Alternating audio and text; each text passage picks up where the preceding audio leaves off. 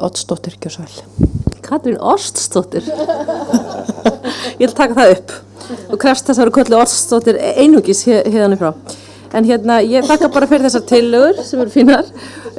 Ég get nú ekki annað en dásta Pétri Sassunetti mínu fyrir að segja það sem hann sagði hérna núna vegna þess að þetta eru þetta gífurlega mikilvægt og það svona alltaf þessi undirliggjandi kláði hjá okkar, við séum ekki almennilega búin einhvern megin bara svona horfast stíft í augu við þessa spurningu og svarin í eitt skipti fyrir öll, jafnvel þó að eins og hann benti á rökin verði ekki fullkomin fyrir hvorri leiðinni fyrir sig, þá samt þá þetta kannski einhvers við þurfum bara að minnsta kosti að ná aðeins betur utanum áður en við getum kannski sátt haldið áfram.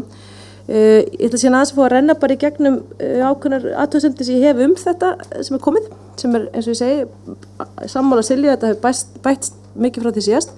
Í sambandi við þetta sem hún var að tala hún Freyja, þá ég í grunninn mjög sammála þessu og ég ætla bara að velta einni spurningu til nefndar B og það eiginlega í svona framhaldi af þessu sem að Pétur var að segja að við stundum dettum í einhvern svona stofnana skýrslu konservatisma. Hefðu þið samið þessa grein frá skrats ef hún hefði ekki verið eitthvað starf? Hefðu þið sett þessa grein inn ef það hefði ekki verið nein grein friðhelgi þingmanna? Ef að svarið við þessu já, þá skulið þið skoða hana betur og taka út þetta furðulega krafin reikniskapar hugtak en lagana, en ef svarið nei, þá skulum við bara ekki hafa hana inni.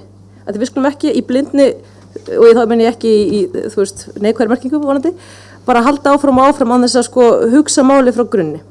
Nú, svo ætla ég næst að fá að nefna í sambandi við 22. grein. Ég held nefnilega að það væri ráð að skella saman 22. og 25. Vegna þess að þetta erum við að tala þingsköp og það vera lög þau og þá ætti önnur málsgrein 25. eiga bara þar undir. Það að segja það myndi bara vera sagt í lögum þingsköp skal kveðið á samkomudag og reglur, þetta bara partur af því. Þingsköp bara ein grein og það verið þá fjallað hvenær alþingi skal koma saman og aðrar slíkar reglur en ekki vera dreifis út allt. Og 24. grein, ég var með athugasemd við hana. Og það svo, og ég ennþá ekki alveg nú ánægð með þetta, síðasta málsgreinin þar segir þingnefnd getur ákveðið að fundur hennar sé opinn almenningi. Þetta rosalega svona, en höfum það nú samt lokaða og hleypum engum að í raun.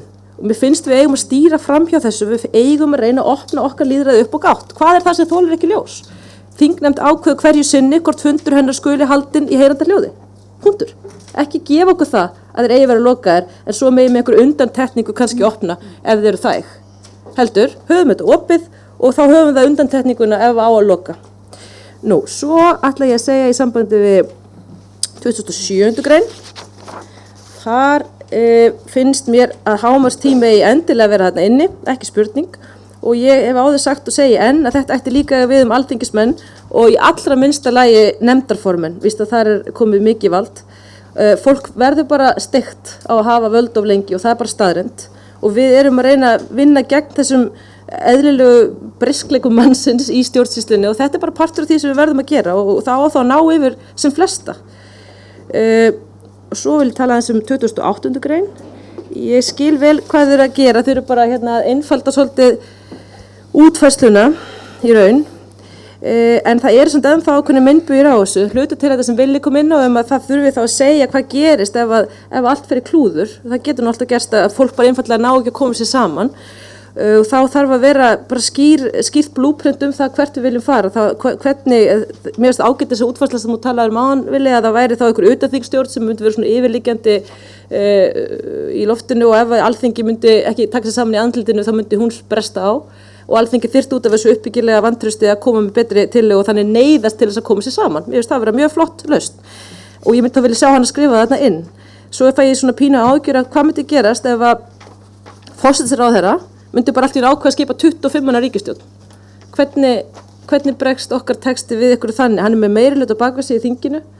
Það svolítið, mér finnst þetta svolítið svona sjálfsvald sett. Hvernig þetta orðað hérna, þó ég skilja að þið séu að reyna að stýra frá þessu afmarkaða orðalagi sem við vorum með og ég held að þetta sé til bóta en ég bara myndi vilja sjá aðeins meiri pælingu í svona öryggisvendla einhverja. Og ég vil segja eitt og þetta svolítið í framhaldi líka af því sem Pétur var að tala hérna að ég held að eitt af þessu stóra áhyggjuefni með samkurl valdsins sem við erum kannski ekki alveg búin að ná að tækla alveg nógu vel Ég held að strax er þetta mjög til bóta ef það væri bara sagt að það mætti ekki velja ráðherra sem sæti á þingi. Akkur það ekki nóg? Þá erum við bara komið með það að það er ekki þessi stóladans sem við erum núna að horfa á, þannig fjölgi mjög röddum eins flokks og þeirra flokka sem erum í stjórnarmeirihluta, heldur væri bara sagt, þið verður bara að velja einhvern utan á þinginu og þá er miklu líklega að verða valið eitthvað fagfólk, eins og Vilhjálmur vill sjá. Þannig að ég held að þetta verði svona tillaga sem getur kannski svona siglt á milli, skess og bári hvað þetta varðar. Svo langar mig til að spyrja hvað er að frétta af þessu hana, þarna skástríksdótinu, er þetta eitthvað sem verður eða er þið bara eftir að ákveða hvernig þetta orðið þetta? Ég bara var gaman að vita pælinguna þar, þetta er allt inn í hotklúum líka.